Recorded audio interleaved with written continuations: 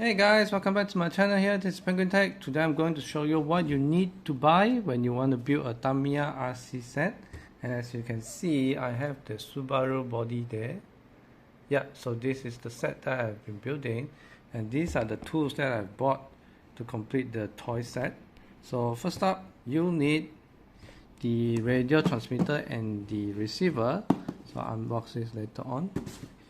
A servo, an ESC, a battery, 7.2 watt, and a charger, and a recommended unit has always been the bearings.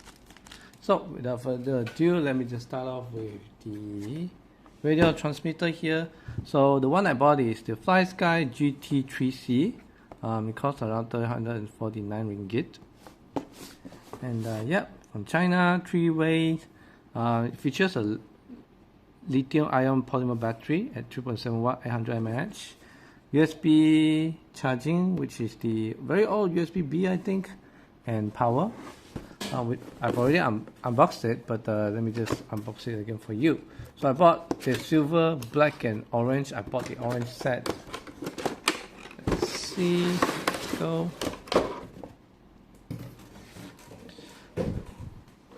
So this is one of the most expensive part you'll need when you want to play the RC. So we have a spare handler here, I guess, and this is the USB to micro USB charging, which is a shame because it's not a USB-C.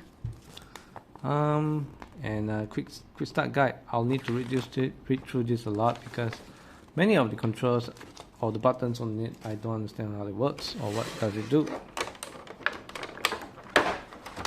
So it comes with the receiver, and I guess this is the antenna.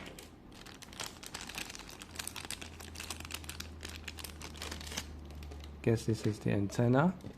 This is the receiver itself. The model number is let me see, FSGR3E, 3 channel 2.4 here, VCC Bino channel 321, blah, blah, blah. Not quite sure what this does. And then the antenna cover, I guess. So this is the antenna. Yep. Awesome. We'll set that aside.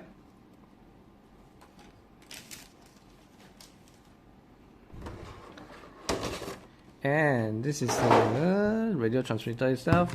As you can see, I already put the battery inside here. Best not to pull this off because this helps you to remove the battery. So yeah, FSBA 300.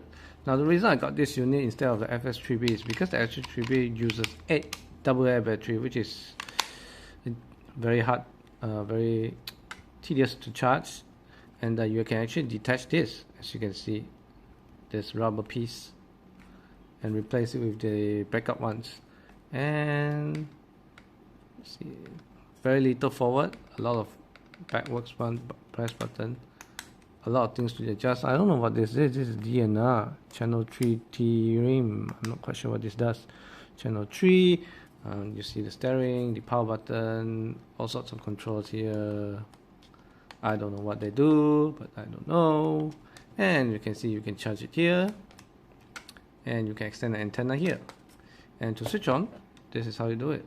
And actually, like this, you can turn 45 degrees forward and backwards, so a total of 90 degrees, which is not a lot. I don't know if this is normal, but yeah. Yeah, you can see it is pretty springy. And the power button is right here, so you can turn it on like right now. So I've already charged the battery. I don't know all these things: model, select, name, ref, endpoint, ABS, ESP, yeah, all sorts of things I don't know how to control. So I have to experiment it. Yeah, the only reason I got this because I could have gone for a cheaper option like the radio links or the GT3B, but it's just because this features the lithium-ion polymer battery, and I don't have to recharge my AA battery all the time. So yeah, I'll be linking this to my unit. The second is the servo. So the servo I got is the SPT, I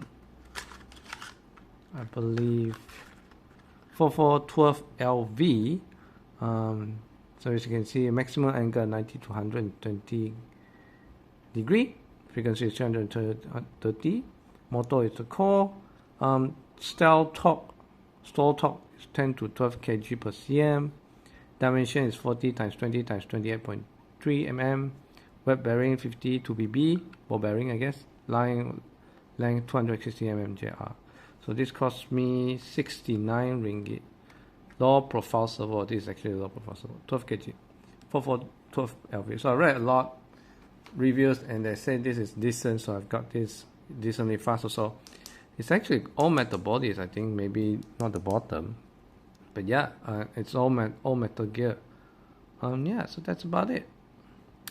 And I've got this Hobbywing Quick Run 1060 brush electronic speed controller, 60 years, suitable for 110 spot. So this is the most recommended ESC I got. So got it for 90 ringgit I think, and this features the Tamiya plug. You can get it for other plugs I think, but yeah, when I buy it, I specifically selected the Tamiya plug. So it's also waterproof for all weather conditions. Just let me unbox this. As you can see, it's all red.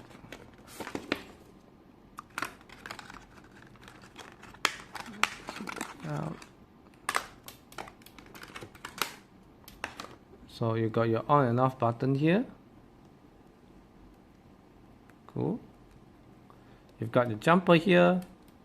You got the connection to your battery. You've got your connection to the motor. Some spare things I believe, and double tap, which will be needed. And some cable ties, and to help you in cable management. Some guidelines, and then there's actually a 1080 one, but I didn't get it because I think 1080 can be programmable, but I don't know much about this because I'm just doing this for hobby, not for racing. And tons of stickers. So yeah, and last but not least, the battery. So I honestly don't know what battery to get. I just search whatever is available online. So this is the VP Power 3600 mAh 7.2 NiNH battery pack. So actually I think this, yes, it supports LiPo or NiMH, so you need to select which one you use. Yeah, so I got the NiMH one. For some reason, so this cost me about 75 ringgit. And I got this cheap charger, 30 ringgit. So I don't recommend this because I've been trying to charge this overnight, but you know, the seller says this dims down when it's fully charged, but it doesn't. It just blinks, I think, and the battery gets pretty hot. So I don't know if this is fully charged as of right now, but we'll see. So yeah, that's all you need. Basically, if you know, you got all this, can cost you about 300-400 and above ringgit. And so yeah, so make sure to budget it down. The ones that I got are mostly budget, but decent qualities. So yeah, that's about it guys. Thank you for watching. Remember to like and subscribe and share the video if you find this useful, and I'll catch you guys next time. Bye bye.